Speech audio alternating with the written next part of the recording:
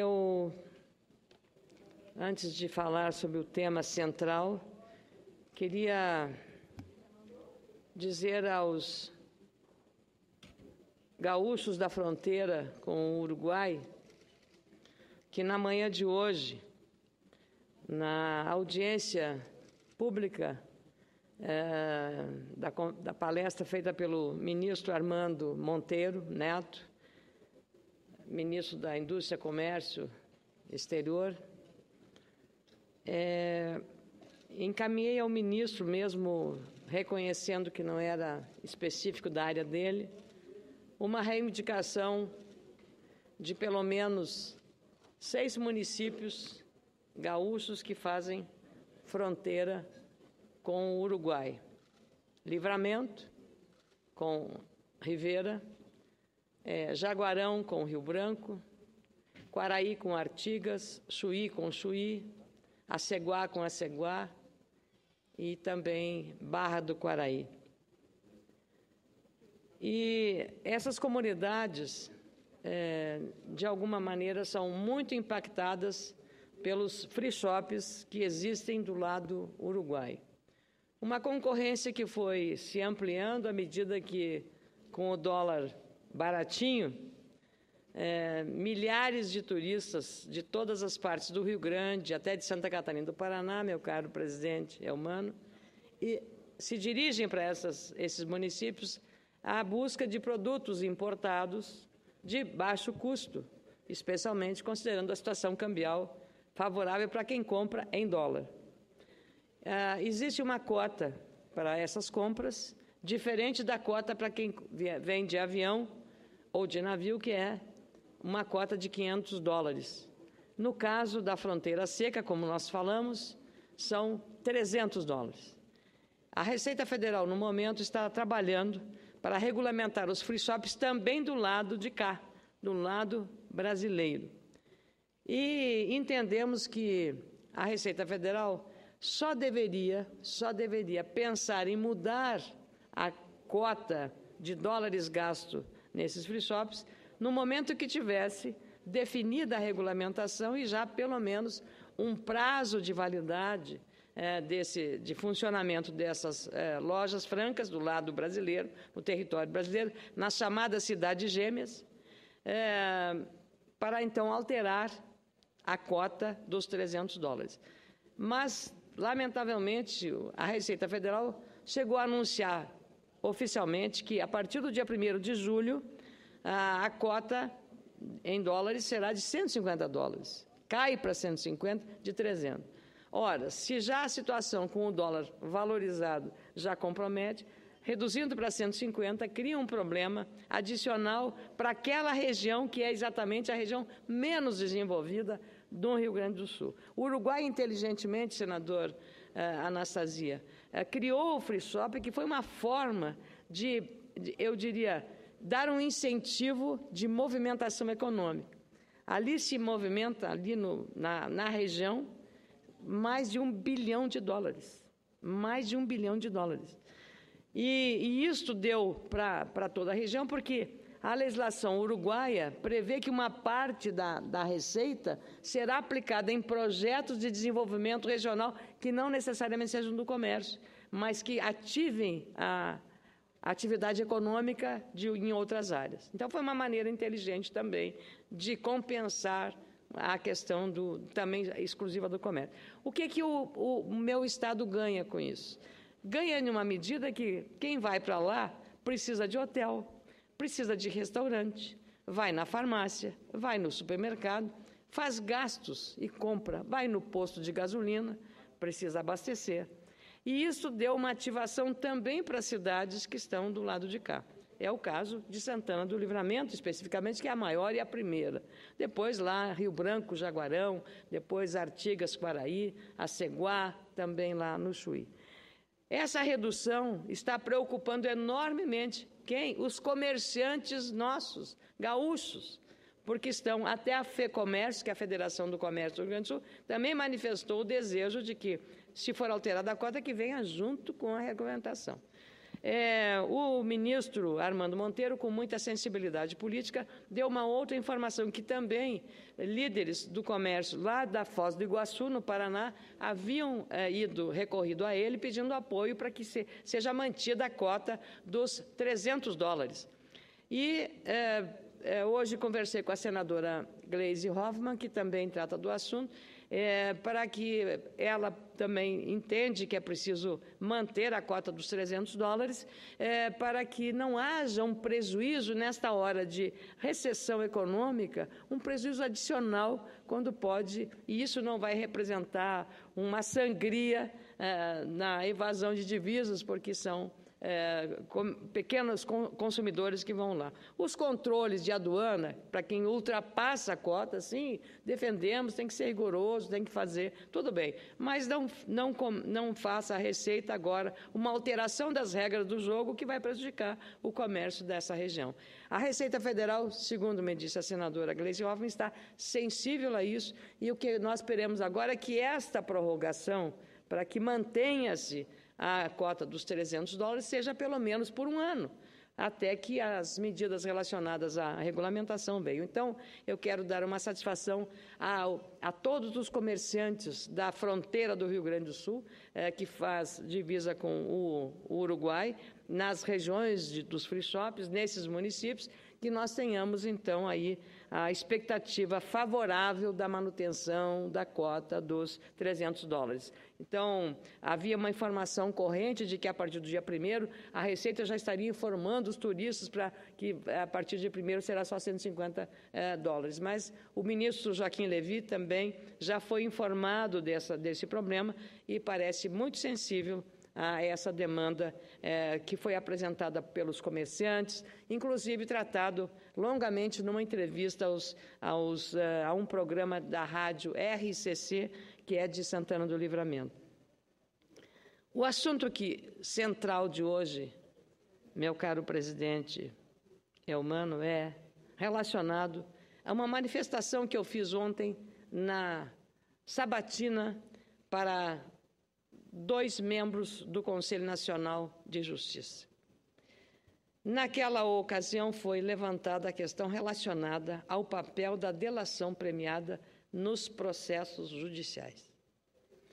O que eu disse naquela ocasião, e quero reforçar hoje, o meu entendimento sobre delação premiada.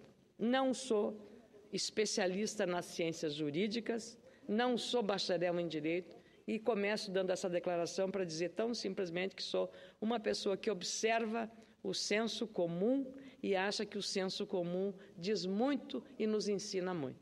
O senso comum, com a simplicidade que é o senso comum, nas coisas até bem complexas como essa da delação premiada que entra no campo jurídico. E eu disse que a delação premiada é um recurso presente em inúmeros processos que correm na justiça e que não é a delação premiada nem um pau de arara, nem um processo de tortura a quem quer que seja. A delação premiada é um ato espontâneo de quem quer prestar informações a respeito de um processo que está em julgamento. No caso específico, o mais vistoso hoje se chama Operação Lava Jato. Então, esse processo tem uma relevância na obtenção de informação relevante na instrução de um processo. Nós temos provas testemunhais, delação premiada é uma delas, nós temos provas materiais, nós temos provas de sigilo bancário, de sigilo fiscal, de sigilo telefônico. E essa delação premiada, ela serve como, eu diria, um passo na obtenção das informações necessárias. A pessoa que aceita as regras se submete também a um rigor. É como fazer um juramento perante a Constituição ou um juramento de estar dizendo a verdade. Porque o benefício decorrente da delação premiada, que é a redução da pena eventual no caso de uma condenação, esse benefício cai por terra se a pessoa não disser a verdade. Esse detalhe é fundamental para se entender a relevância que é a delação premiada. Penso que é uma alternativa que pode ser feita de forma livre, quando se quer e sem qualquer tipo de pressão. Então, eu imagino que nós temos que... Eu vou repetir a frase que disse lá na Comissão de Constituição e Justiça, que a delação premiada não é um pau de arara. Não se exerce delação, não se faz a delação sob nenhum tipo de pressão. É espontânea de quem quer ou não quer fazer delação premiada. Portanto, é um instrumento legítimo e que não é, como se sabe, na manifestação dos juristas, explicitado também naquele momento nas definições do doutor Fabiano Silveira, que é consultor legislativo, que vai à recondução ao Conselho Nacional de Justiça como representante desta casa, e é o juiz federal Fernando de Matos, que vai também ao Conselho Nacional de Justiça para o biênio 2015-2017. Ambos praticamente com a linguagem jurídica, que lhes é característica por serem cientistas formados com vasta e profunda formação jurídica, disseram, em outras palavras, mais ou menos o que eu estou dizendo, numa linguagem mais singela, mais, eu diria, jornalística e mais facilitar a compreensão das pessoas. A delação é uma prova testemunhal, como eu disse há pouco. Não pode ser, evidentemente, usada como uma palavra para definir o resultado de uma sentença. Não é só a delação premiada. A delação premiada é uma parte importante. Ela é apenas, eu diria, uma oitiva, como se diz no meio jurídico, que tem de ser confrontada com, eventualmente, a parte citada para fazer o que se chama a acariação ou a confrontação com aquilo que a pessoa disse. É o chamado contraditório, que é preciso estabelecer-se, especialmente porque estamos num regime democrático. Quem for eventualmente citado ou indiciado no caso. O senso médio, o senso comum é a melhor medida.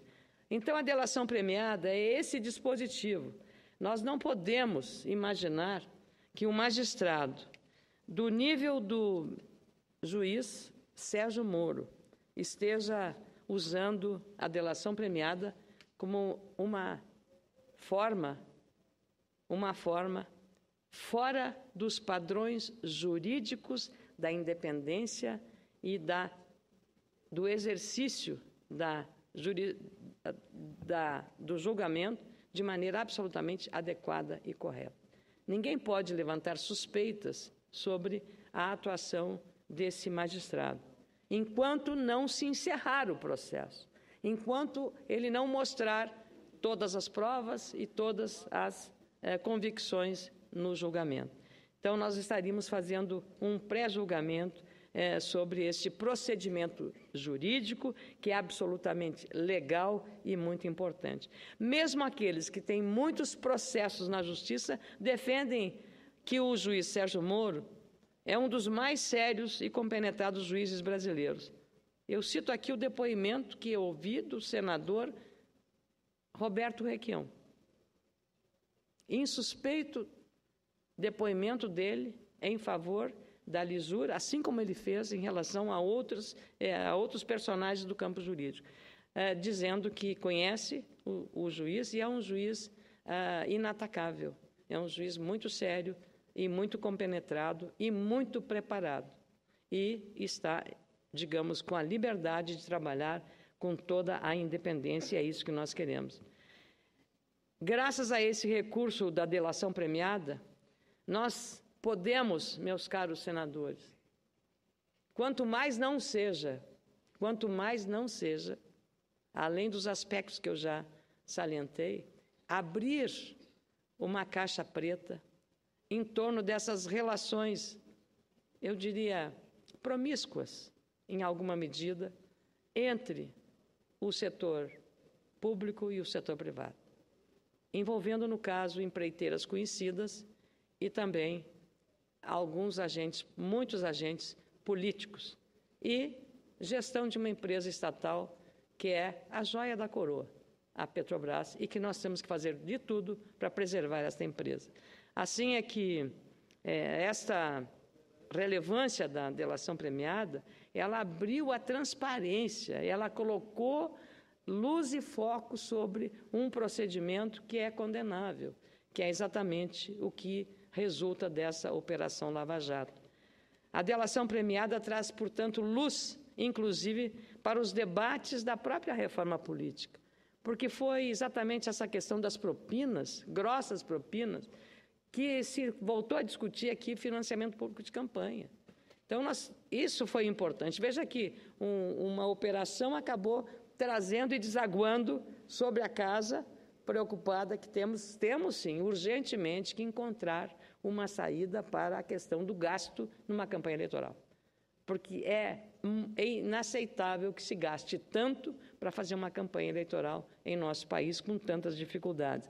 Então, nós temos que entender que a delação premiada traz vantagens para o país, pois processos podem ser encerrados com maior clareza, com maior transparência, de modo isento e de modo independente.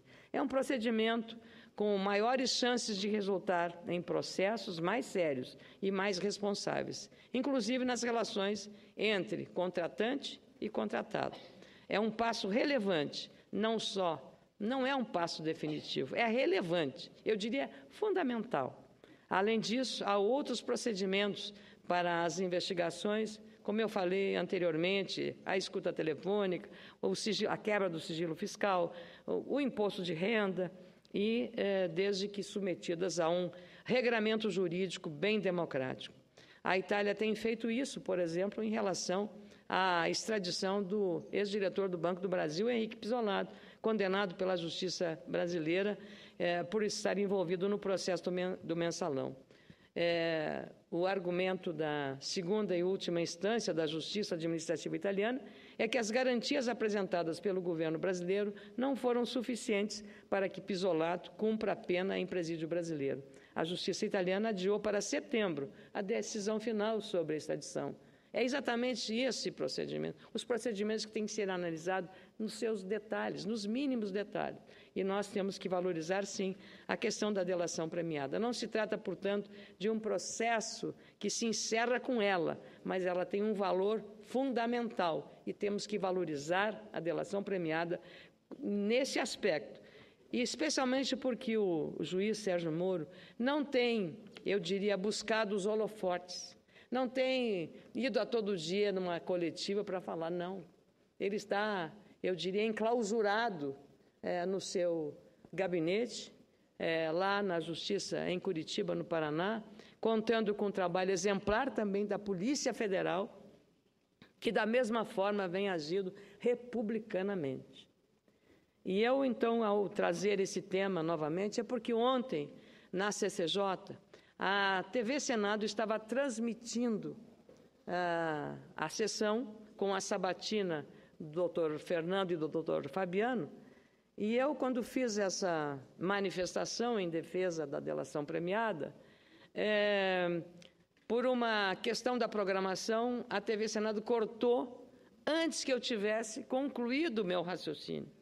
O que, para quem estivesse ouvindo, poderia imaginar que eu estivesse estabelecendo uma crítica àquilo que eu mais defendo, que é a delação premiada. Não era, pelo contrário, eu estaria desvalorizando. Pelo contrário, minha intenção era exatamente de valorizar esse instituto, esta ferramenta jurídica democrática que dá ao indiciado, que dá a pessoa que é buscada pela justiça a oportunidade de aceitar as regras do jogo de uma delação premiada e que impõe a ela um compromisso de dizer a verdade, somente a verdade, sob pena de ela perder os benefícios de uma redução da pena se não estiver cumprindo rigorosamente com este acordo.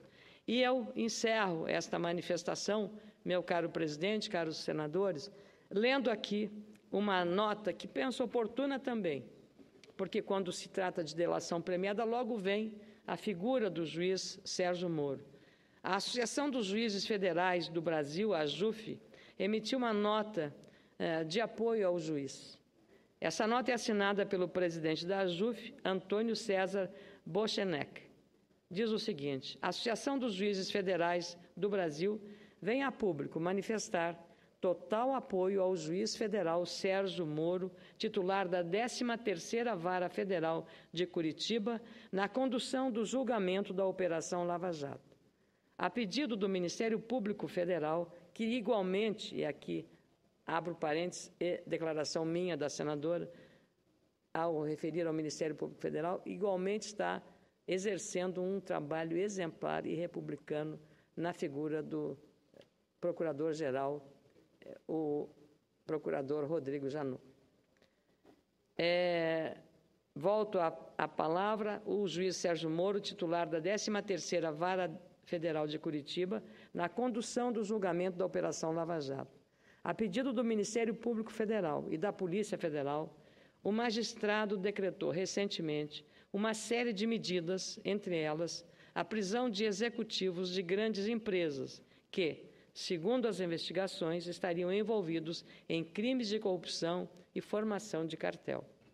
Vale destacar que as decisões tomadas pelo juiz federal Sérgio Moro no curso desse processo são devidamente fundamentadas em consonância com a legislação penal brasileira e o devido processo legal. A AJUF não vai permitir alegações genéricas e infundadas de que as prisões decretadas nessa 14ª fase da Operação Lava Jato violariam direitos e garantias dos cidadãos. A AJUF também não vai admitir ataques pessoais de qualquer tipo, principalmente declarações que possam colocar em dúvida a lisura, eficiência e independência dos magistrados federais brasileiros. No exercício de suas atribuições constitucionais, o juiz Sérgio Moro tem demonstrado equilíbrio e senso de justiça.